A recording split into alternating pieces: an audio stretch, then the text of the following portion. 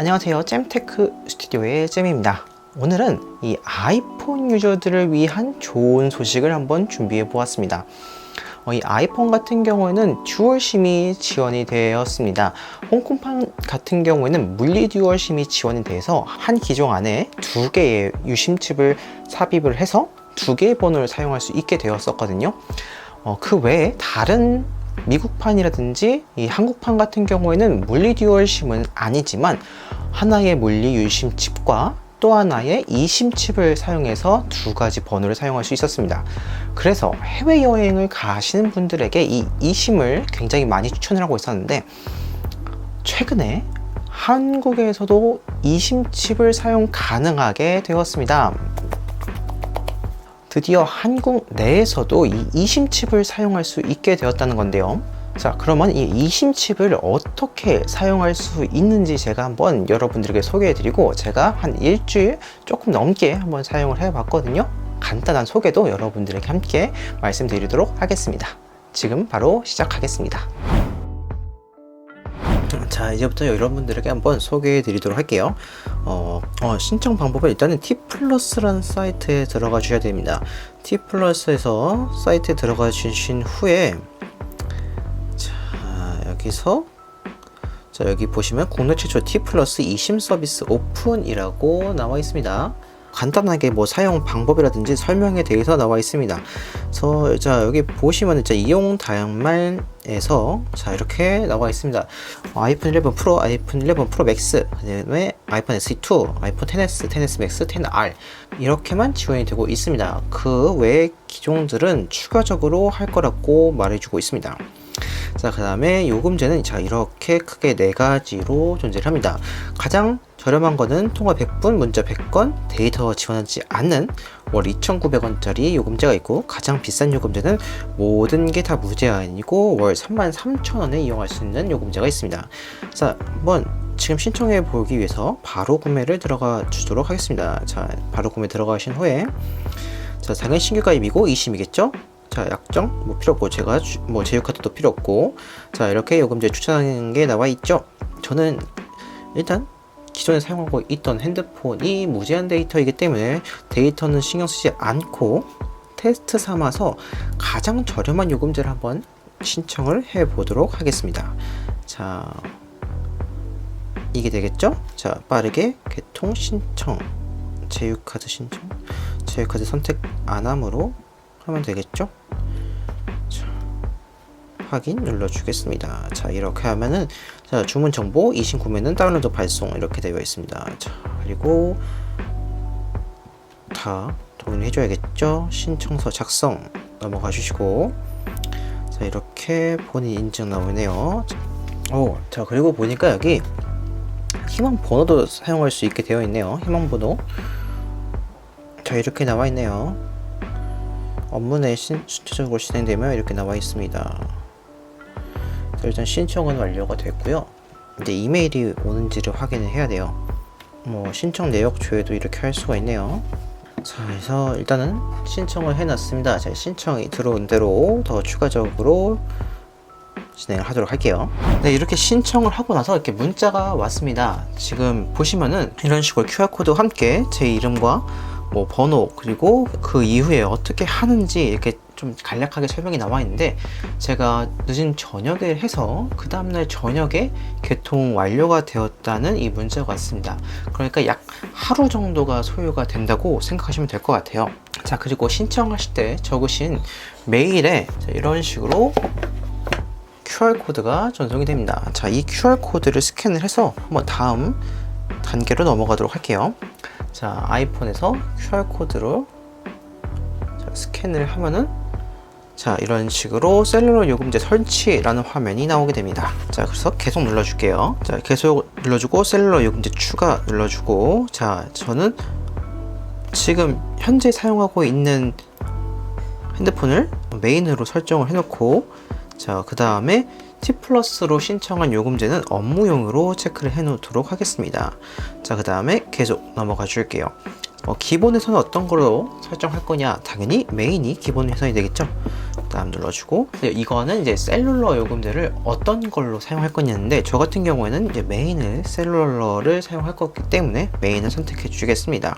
셀룰러 데이터 전원이라고 나와 있는데, 저 같은 경우는 업무용은 신청한 게 데이터가 전혀 없기 때문에 업무용을 뭐 전원 허용을 할 필요는 없을 거라고 생각이 듭니다. 자, 그래서 메인으로 하고 계속 눌러주도록 하겠습니다. 네, 이렇게 설정이 다 완료된 후에 APN도 설정을 해줘야 됩니다. 자, APN은 어떻게 설정할 수 있냐?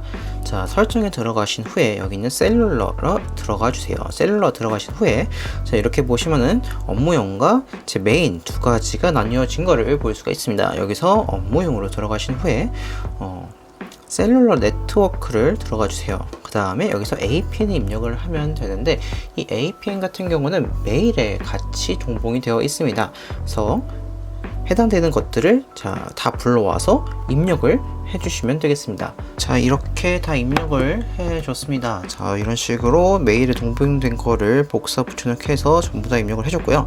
자, 이게 이제 정상적인 활성화가 되려면 약 1에서 5분 정도 소요가 된다고 합니다. 그리고 이 APN을 설정하신 후에는 반드시 재부팅을 해줘야 되기 때문에 자, 재부팅을 해주도록 하겠습니다. 일반에 들어가셔서 시스템 종료해서 껐다가 켜보도록 하겠습니다. 네, 지금 이제 껐다가 키니까 자, 이제 정상적으로 이제 eSIM으로 된 게 작동을 하기 시작했습니다. 자, 업무용 SKT라고 해서 정상적으로 터지고 있죠. 전화에 들어가셔도 자, 이런 식으로 선택을 할 수가 있습니다. 메인 회선 사용, 업무용 회선 사용해서 이런 식으로도 할 수 있고, 자, 메시지에 들어가서도 자, 이런 식으로 설정할 수가 있습니다.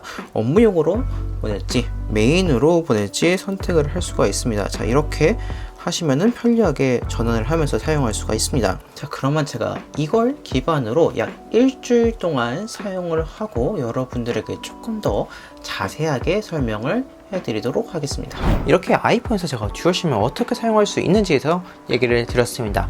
그리고 실제로 제가 몇 주 정도 사용을 해본 상태에서 여러분들에게 간단한 사용 후기를 한번 말씀을 드리려고 합니다. 첫 번째로 카톡에 대해서 한번 말씀드리고 싶습니다. 번호가 두 개인 만큼 두 개의 카톡을 쓸 수가 있습니다. 하지만 이 하나의 기계에서 두 개의 카톡을 쓸 수는 없습니다. 공기계에서 이 모바일 등록을 한 상태로 PC 카톡을 사용하고 있습니다. 이 PC 카톡 같은 경우에는 사무실에서만 상시적으로 켜놓고 평상시는 이 메인 핸드폰 번호의 카톡을 사용하고 있습니다. 이렇게 좀 분리해서 사용하고 있지만 하나의 핸드폰에서 두 개의 카톡을 쓸 수 없다는 조금 번거로운 점이 있다는 것은 여러분들 참고하시길 바랍니다. 자, 두 번째는 호환에 대해서 한번 말씀드리고 싶습니다. 호환이라고 하는 게 정확한 표현인지 모르겠지만 과연 이 아이폰에서 두 개의 핸드폰을 어떻게 잘 사용할 수 있냐라는 포인트가 되겠습니다. 솔직히 조금 걱정을 했습니다.